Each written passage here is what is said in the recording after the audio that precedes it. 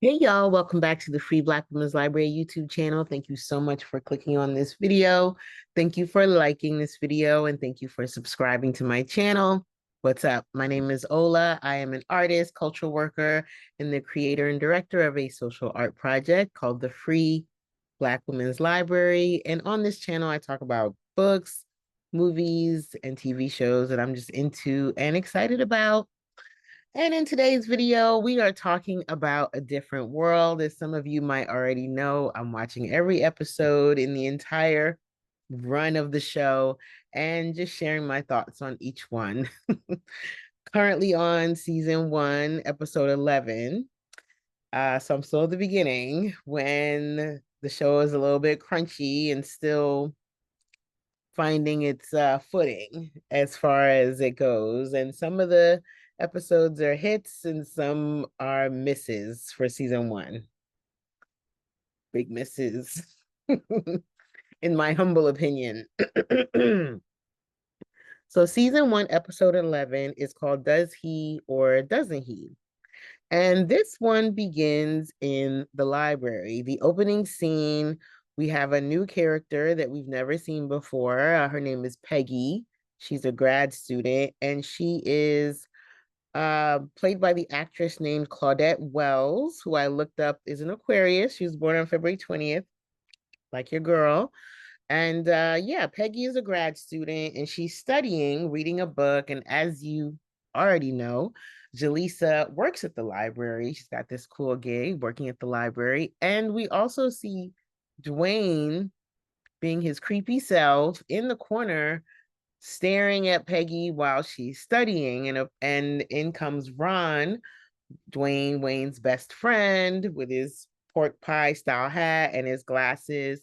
And one thing I always appreciate about this show, even if the script is a little wonky, the aesthetics are wonderful. The characters are dressed top tier.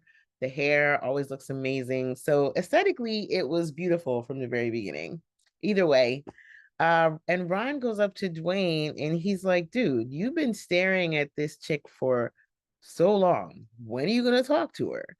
And Dwayne is like, I'm just biding my time. You don't just pounce on, he's being a creep. Because, yeah, hello, if there happen to be any men watching this and you like a woman, don't be a creep and just be around her staring at her. Go talk to her, go say something. Either way.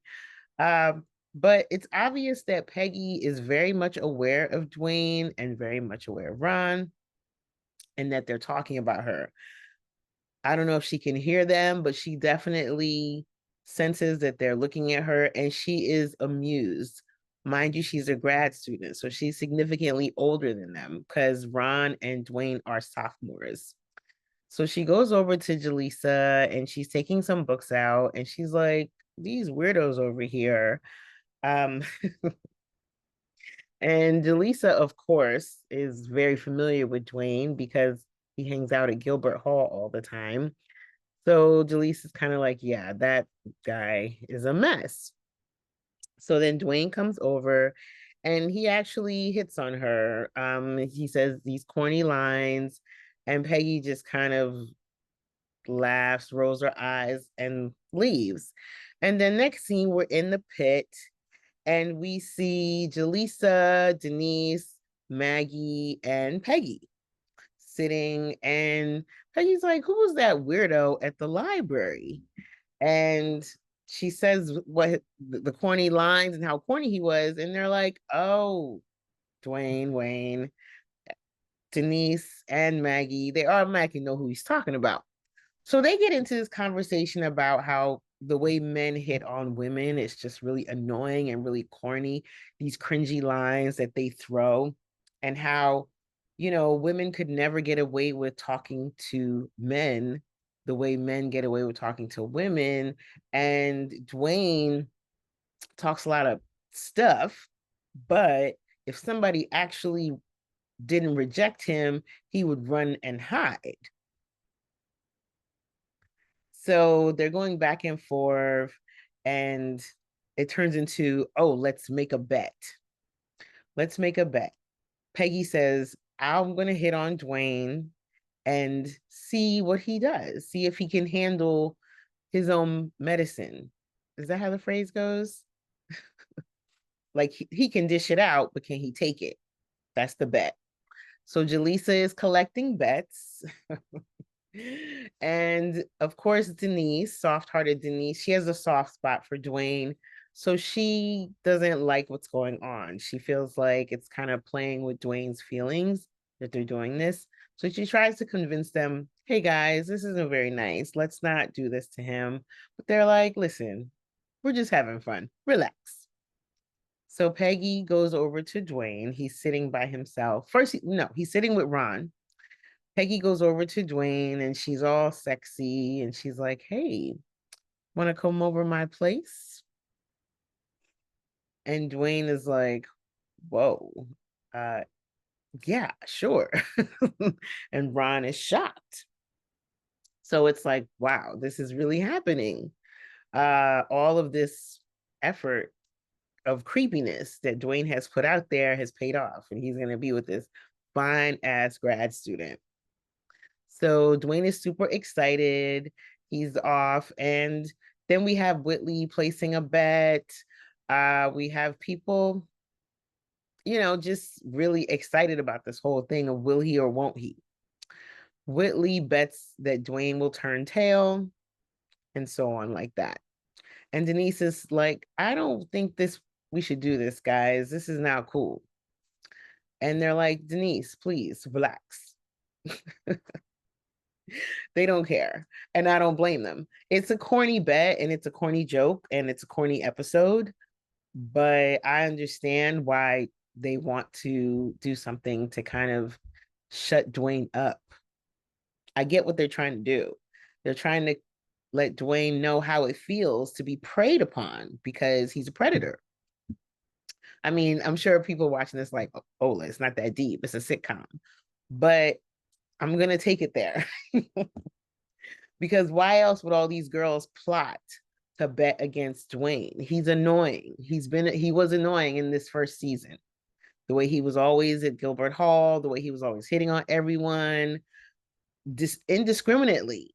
Like choose a girl and crush on her and try to date her. Don't just bounce from one to one. Like you'll take kisses from anyone. So I get it, but it's still corny.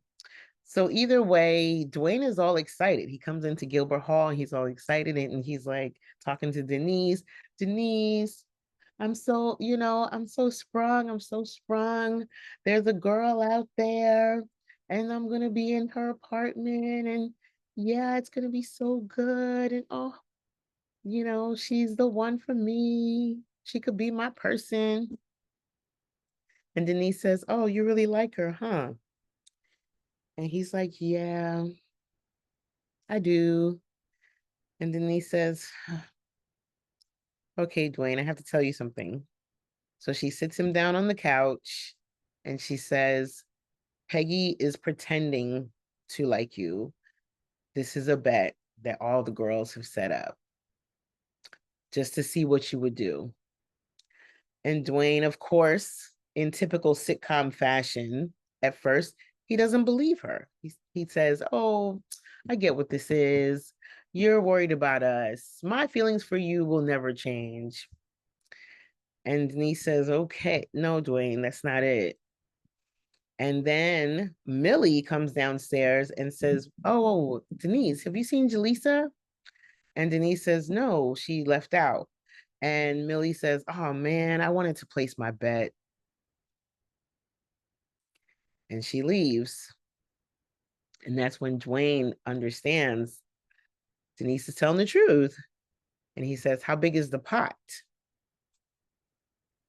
So I kind of like that they didn't let this Dwayne thing drag out. And like I've said in other YouTube videos, one of the things I enjoy about Denise's character is she's just so earnest. I don't know if she's a Leo or what, but she's so earnest. Like she just spills everything. She's not a secret keeper. Even if she tries to keep a secret, it'll spill out, right? So she tells him, he believes her, and now he's stuck on whether or what he should do. And then we see this scene with Dwayne and Sinbad. And it was it was cool to have a Dwayne focused episode. I just wish it wasn't, I don't know, it was just corny to me. But either way, we in the next scene we see Dwayne in the locker room, and as we know, Sinbad, who was a recurring character, um comes through. He's coach and gym teacher, and he's the mentor. He's the male mentor of the series for a long time. And Dwayne tells him about the situation. What should he do? And Sinbad tells him, I trust that you'll do the right thing. You'll do what you're supposed to do as a man, have some pride, have some integrity. So Dwayne interprets this to mean that he shouldn't go over there. So he's at the back at the pit, and we see Ron, and Ron is like, yo, it's on and popping, right? And Dwayne's like, no, I'm not going over there. This whole setup, it's just, it's not going to work for me. And she doesn't really like me anyway. It was just all just some dumb bet that the girls put together. And Ron's like, so? Valid. Ron says, it doesn't matter. She's a woman. She's a fine woman with her own apartment. Hello? How many women do we know with their own apartments? Mind you, they're sophomores in college. Get it? And Dwayne's like, And Ron says, listen, she's a woman with her own apartment. Hello? And Dwayne says, you know what? When you're right, you're right.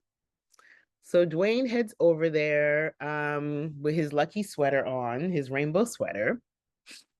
And at one point, Denise tried to talk him out of going over there, but he goes over there, and Peggy's there being all seductive, and do you want some water, and just like really hitting on him in that weird creepy way that he hits on others. And he's nervous, and he starts cracking jokes and everything. And at one point he says something, and Peggy actually starts laughing for real, because initially she would laugh at his jokes, and she didn't find him funny, but it was something he said that made her actually authentically chuckle. And the whole thing is revealed, the whole plot, right? Peggy's like, yeah, I can't do this, um this was all a setup, I'm not really into you. And Ron's like, yeah, I know, so they end up having a cute little moment. And I like the fact that they didn't turn Peggy into like a real predator. She didn't kiss him. She didn't really do anything with him, right? But he says, would you mind putting a little perfume on my sweater to make it seem like something happened? And she ends up giving him a kiss on the cheek. And that's all she does. Because mind you, he is significantly younger than her, right? And I respect and appreciate that the writers kept it very much big sister, you're adorable, little brother energy from Peggy. And that was pretty much the episode. He was like, you do think I'm funny, right? And she's like, yeah, you're a little funny. So that was pretty much it. And then we have the closing scene where we see Dwayne and Peggy coming into the pit arm in arm. Of course, they're not dating or anything. She just kind of wants to give him a little bit of clout to make it seem like, they had a good night together. And that was how the episode ends. So a Dwayne focused episode. Will he stop being a creep now that he's had this experience? We shall see what happens in episode 12. But I enjoyed seeing the Peggy character, and I wish that we see her again later on, but I don't think we do. And I think it's kind of funny that we have these random characters that appear and they have really significant moments, and then we never see them again. There's like portals that they walk into and they disappear. But yeah, thanks for watching. If you watch the whole thing, and Please leave a comment. Let me know what you think of the show. If you watched Different World when it first came out, if you're watching it now, blase, blase, blah. Have a good night. Bye.